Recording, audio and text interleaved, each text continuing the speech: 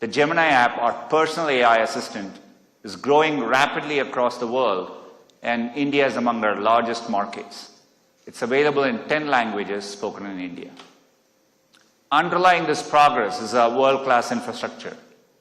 Last year, we announced a $15 billion AI hub in Vizag. This hub will house gigawatt-scale compute and a new international subsea cable gateway. When finished, it will bring jobs and the benefits of cutting-edge AI to people and businesses across India. Building on this, today we are announcing the India-America Connect initiative, which will deliver new subsea cable routes to increase AI connectivity between the US, India, and multiple locations across the Southern Hemisphere.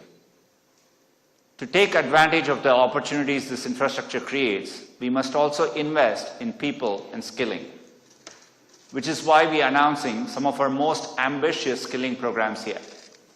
This includes a new Google AI professional certificate program to help people master AI in their work.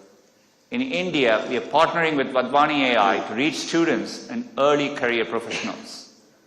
Globally, we'll partner with governments, educational institutions, employers, and nonprofits.